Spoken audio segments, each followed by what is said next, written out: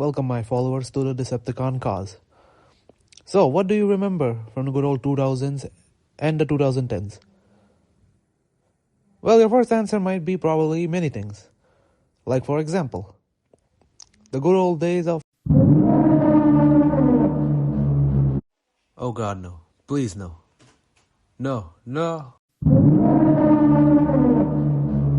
No. No, no, no, no, no, no, no, no, no, no, please God, no, no. No, no, no, no, no, no, no, no, no, no, please, no.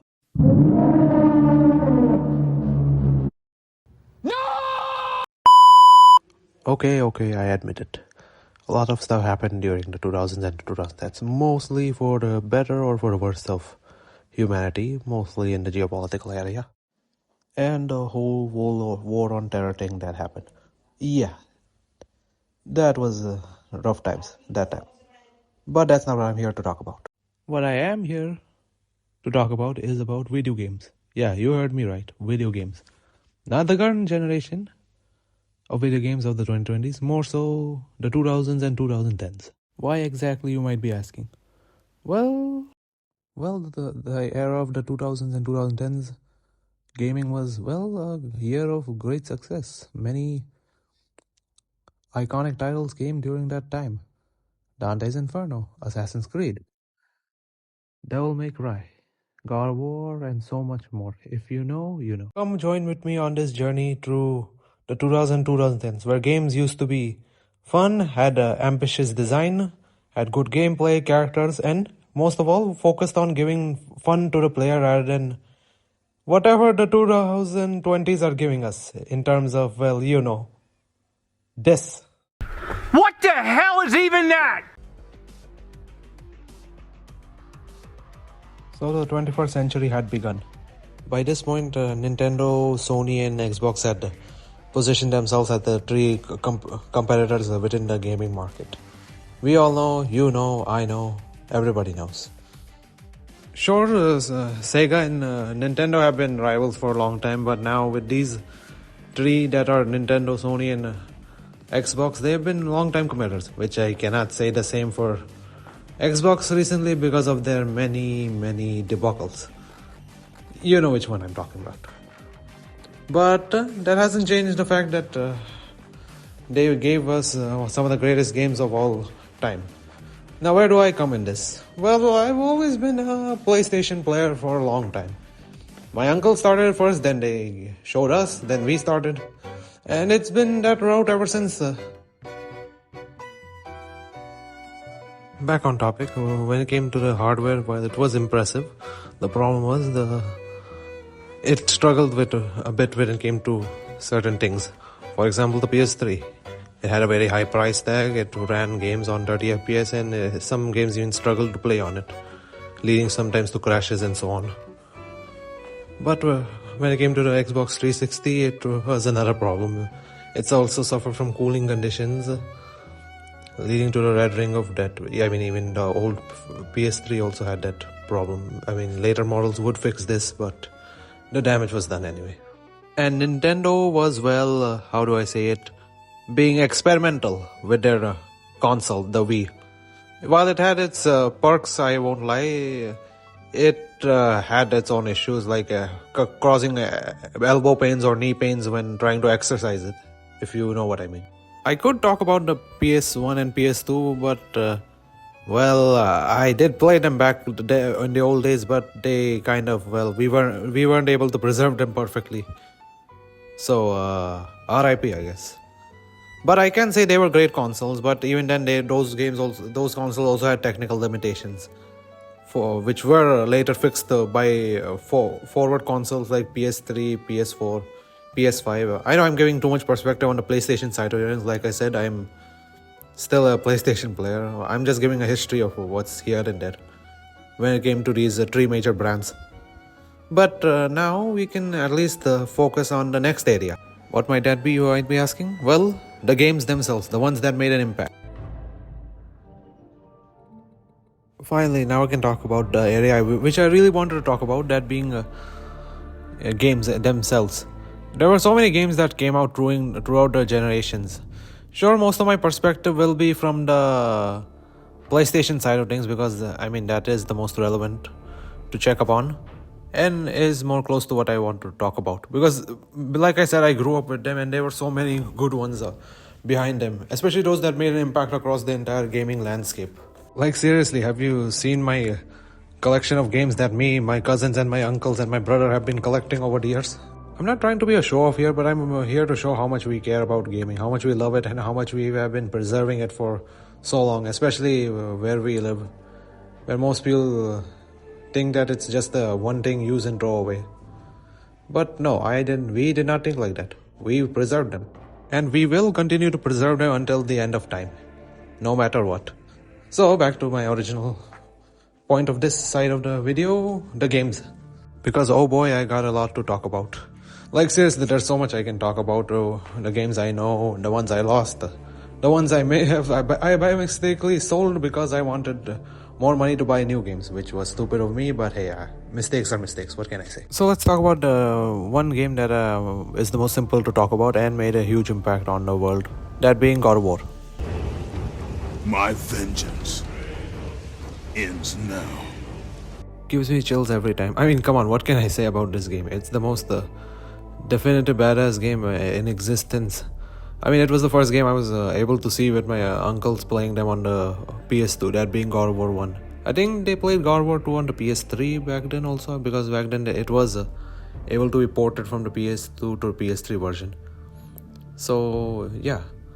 It is a game that I have a lot of memories about. And that too because it's just that good. I mean, you don't see this type of games back then, because back then I do want to remind you that while yes, Nintendo and Sega were the original competitors back in the 90s, before Sony came in during that time period, back then games were more, let's say, how do you say it, more kid friendly, Nintendo's family friendly policy. I mean, sure, there were a few games that were mature back then, but they were mostly relegated to the PC space rather than the console space. And the ones in the arcades were, sure, there were. One example being Mortal Kombat. That's a topic for another time. Back to God of War. It's a very cool, very awesome game. I don't know how many times have I played the part 3. Sure, I did lost the PS3 version of the CD because it got scratches. But hey, I have it on the PS5, worth playing still.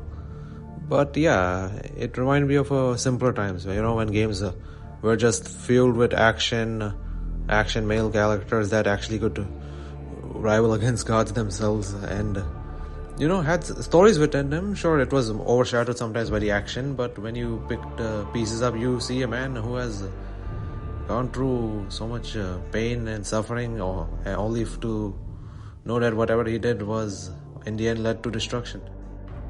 And that type of events kind of sticks to you no matter how much I replay these games. It's the best action game series in my opinion of the 2010's. It had peak combat, peak male character, peak cutscenes that defied expectation, and had scenes that I cannot believe were that violent and mature that nobody would expect it. I guess back then people still had what it takes to make great games. They still do, but I'll get to that point regarding the 2020's problem. Now let's go for a more narrative-driven game. BioShock. In the end, what separates a man from a slave? Money? Power? No. A man chooses. A slave obeys. This game is absolute pure cinema. I mean, what can I say about this game? This game has everything. The right narrative, the right themes, so many characters with so much lore behind the city, and it has one of the most beautiful cities I've ever seen in a video game, like ever. Because when I saw that city during my first time playing it on the PS4, yes, I played the remastered version, it was just peak awe moment. Like seriously, it was so beautiful to look at. Like you couldn't get away from it. And while I could talk about more about this game, I feel like it needs its own video. Like seriously, I could go with a long explanation with the gameplay as well, because there's so much to talk about it. But yeah, if I were to say any game that impacted my life in a mental way, you could say this was the game. Like it showed what the mankind is capable of not in terms of destruction, more so on the idea of a utopia and how it can be flawed. Like, you cannot escape it. There's nothing is perfect in society, especially the one that Andrew tried to create, and or if you can compare it to Columbia in Bioshock Infinite.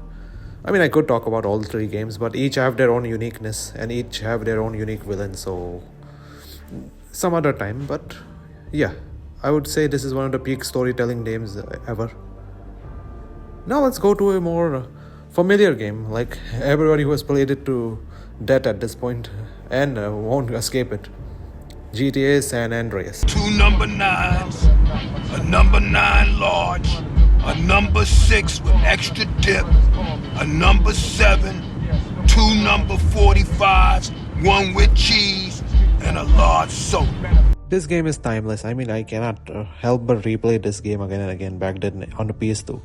Sure, after the PS2 was lost, we had to resort to more different measures.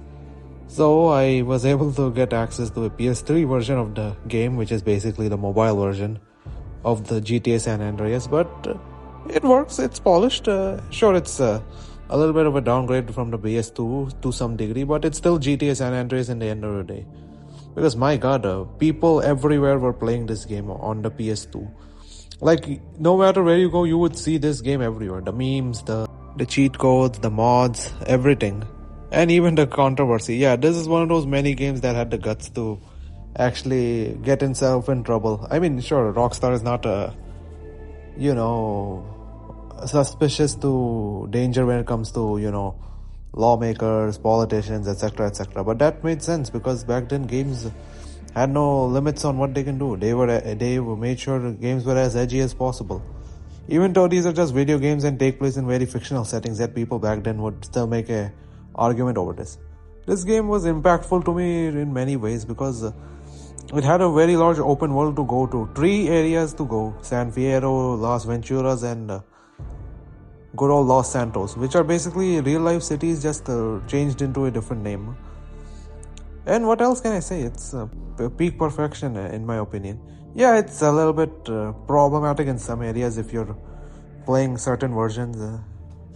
But it was the peak when it came to GTA. Sure, I mean, when it came to GTA 4, the story was better, but then again, when it came to its open world, I think the most memorable world was no doubt GTA San Andreas for you. You could go anywhere, you can do whatever you wanted to, had a full playground of destruction to do, and it had cool characters.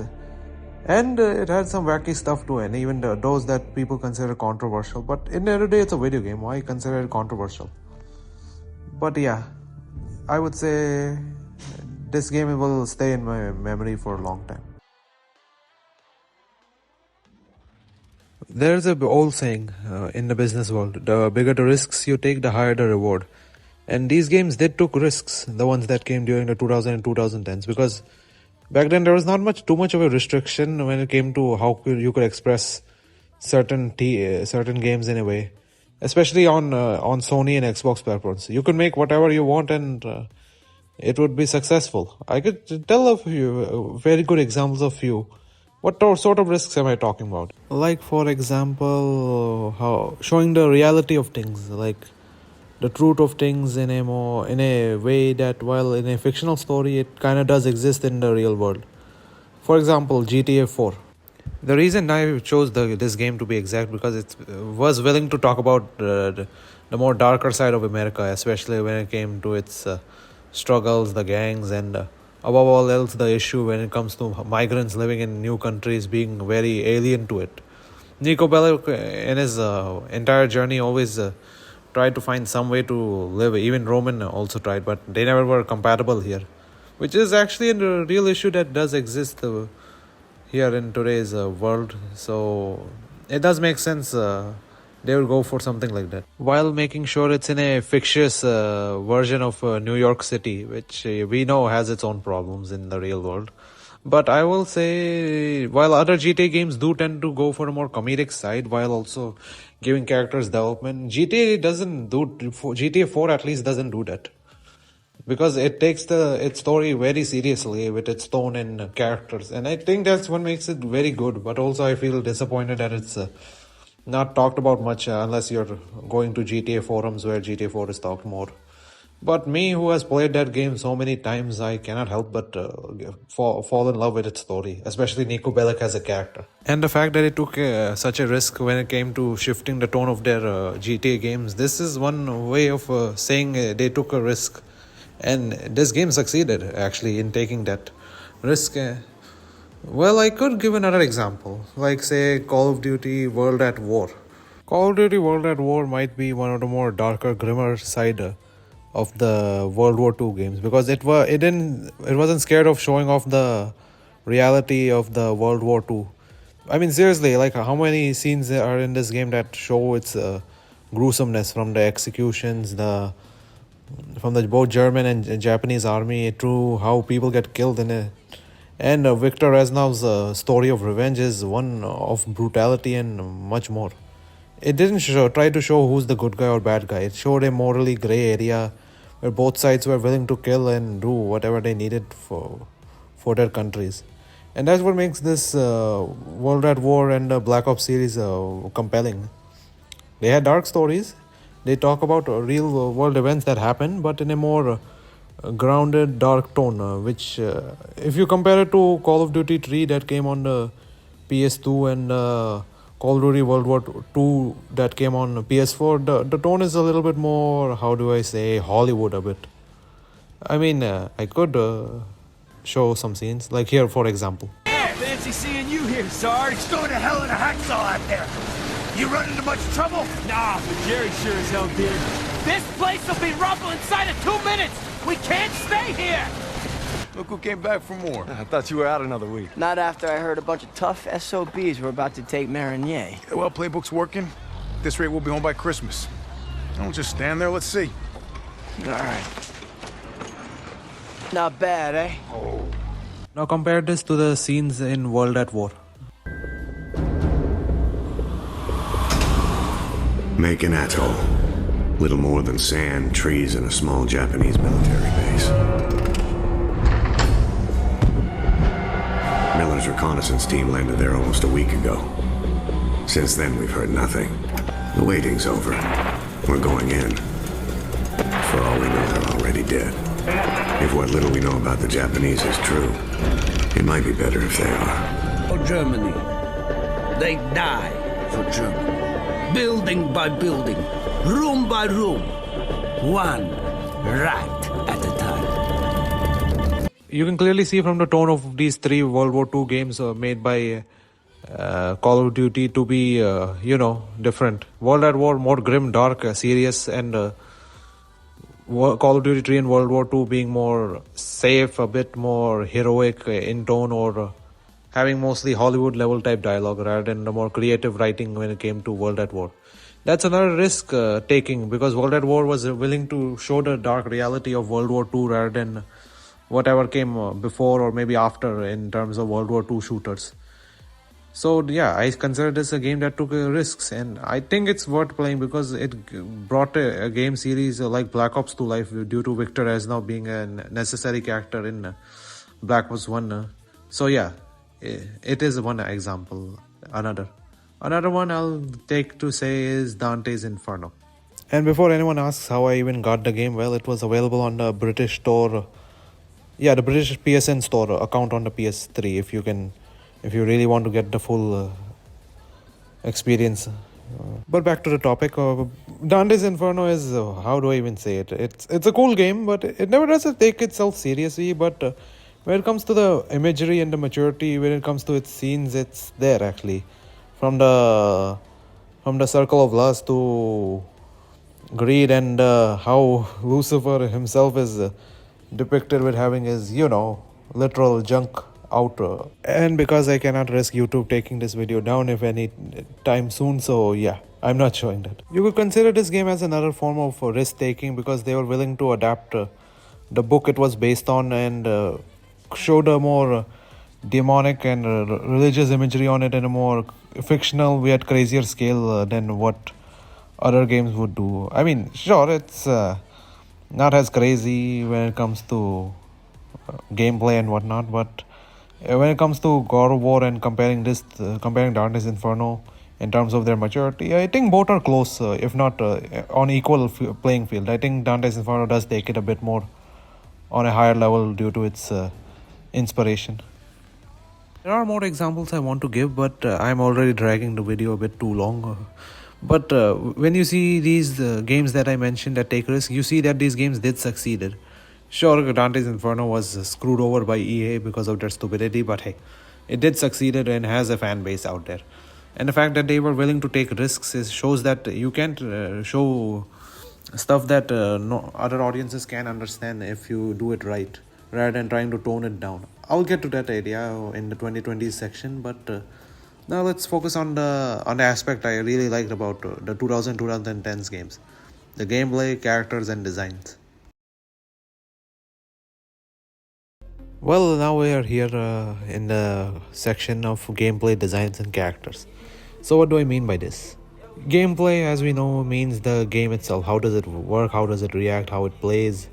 And design wise, I mean how the world is designed, how the gameplay itself is designed to work in terms of like button input, combinations, traversal, etc., etc. You know, the typical stuff.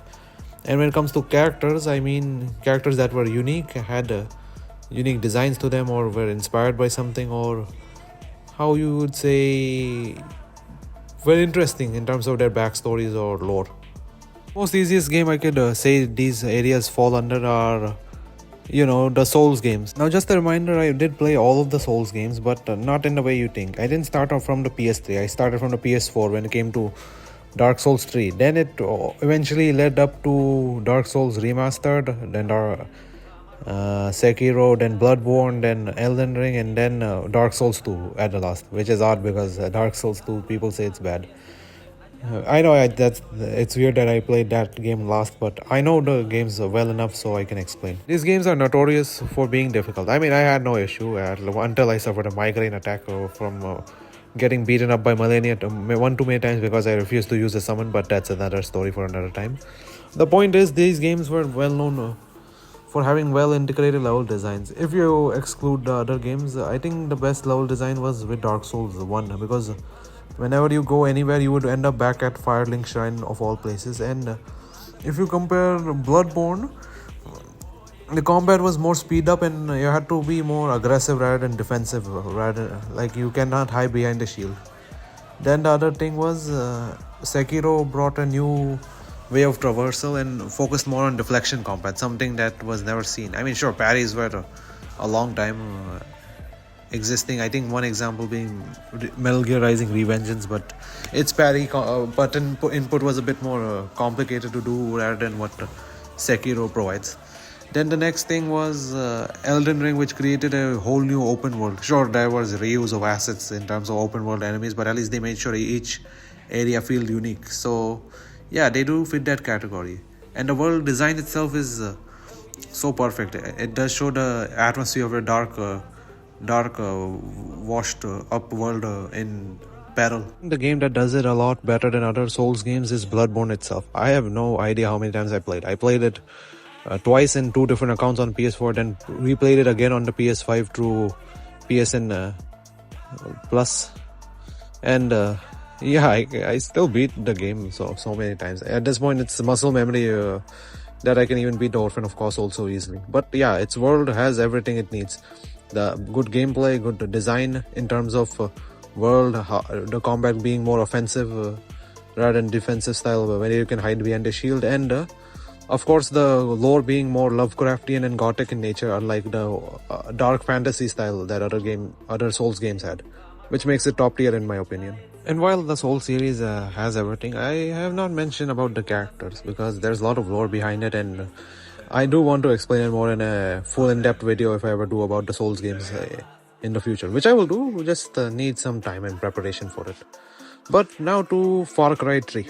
Now look, the Far Cry games have always had straightforward gameplay, one big open world. You must find towers to reveal more of the map and craft from animals and so on and so forth. That's the simple aesthetic. But what made the Far Cry 3 and other Far Cry games unique were their main villains. And one villain in particular I liked the most was none other than Vas Montenegro. I ever tell you the definition of insanity. This man's psychoticness, the presence he shows whenever he comes to deal with Jason, his lines, the dialogue, the great performance by his actor, it all fits to make a very perfect and unique psychotic villain.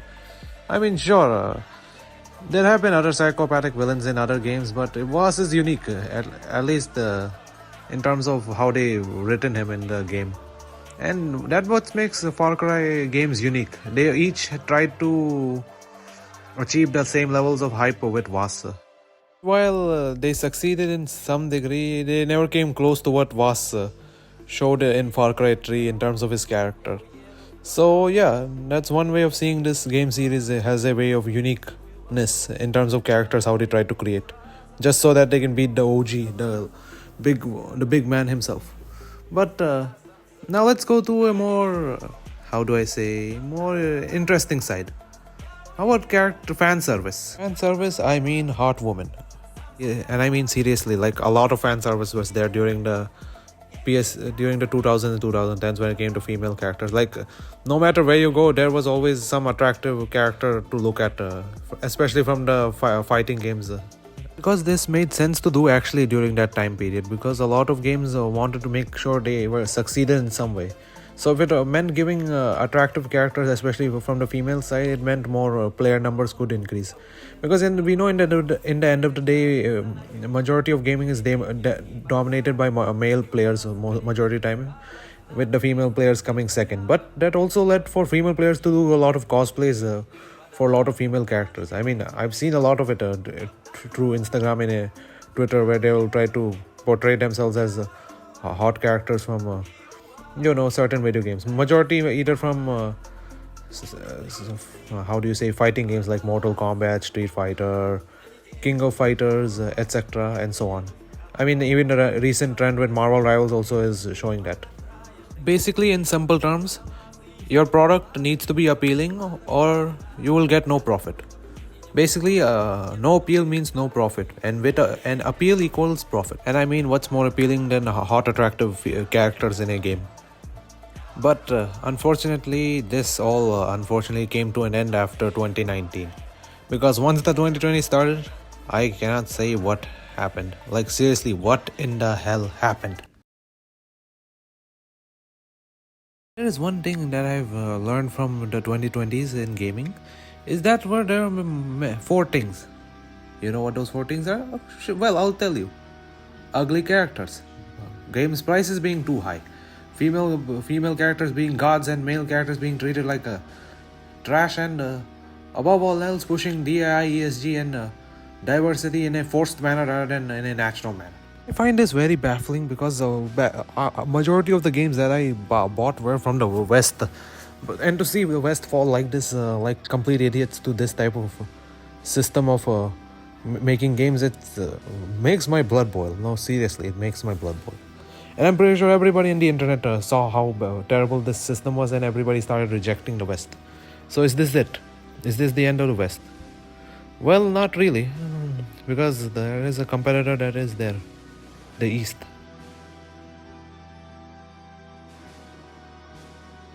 Before I fully conclude this video with the hope from the East, I'll say this. I work on 4 bases. 1. Common sense. 2. Logic. 3. My knowledge has a Bachelor of Business Administration student who just got graduated last year and doing masters. And 4. If I see a bad product, I am not buying it. The reason I didn't buy any of the Western products in these recent 2020 years, because none of them were good, and based on what I saw, they were not worth buying. They were not worth my money. They were disrespecting us for no reason. And before any of you ask, no, I am not a leftist guy nor a rightist. I work on the basis I just mentioned right now. There are other YouTubers and people on Twitter who know more better about what the culture war is. I'm just going to talk about gaming, nothing else, nothing more. I'm just making you aware of this problem. And the fact that the East, that being Japan, China, Russia, Korea, are trying their best to try to get some games out in this new opening they found in the market, I think it's worth it at least for now, because the games I got from their side, it's good. But it's also difficult to get them as well, because like I said, the prices have not gone down anyway. Heck, I have not even played Black Myth Wukong nor Space Marine 2, which might be the only Western game that didn't got affected by the the problems there going on in the West in terms of gaming. So I suggest everyone that we stick to playing good games and buy the ones that we are worth buying at least, and stick to old games that we still hold on to this day. Like I said, I will preserve my old games until the problems are fixed from the West, because it's things very bad for me, because half of the games I purchased with my uncles and cousins were from the West itself, because back then they were the ones pumping out the most. But once the bubble broke in 2020, now the East is pumping up more games than the West now. So yeah, it is quite the shift here, and let's hope for a better future for gaming. So anyways, that will be it for my video. I might have dragged this video a bit more longer than I should. And just for a record, this is my first video, so maybe I might have made some mistakes here and there, or might have not done something well, but feel free to hit the notification bell, subscribe to my channel, like my videos, so that it can help me boost my confidence and motivate me to make more videos, which I will. I'll try my best to improve on my current video, which I did right now, and try to do more. I can't guarantee fully, because right now I am limited to what I have at the moment, especially using CapCut. And feel free to check my posts if on YouTube if I'm going to mention anything, and also feel free to share to others regarding this, whether they're friends, family, or whoever you know. I'll see you, my loyal followers to the Decepticon cause, in the next video soon, I hope. Also, when I said logic, I mean human logic, not shockwave logic. Have you seen what that guy does in his free time? I fear no man, but that thing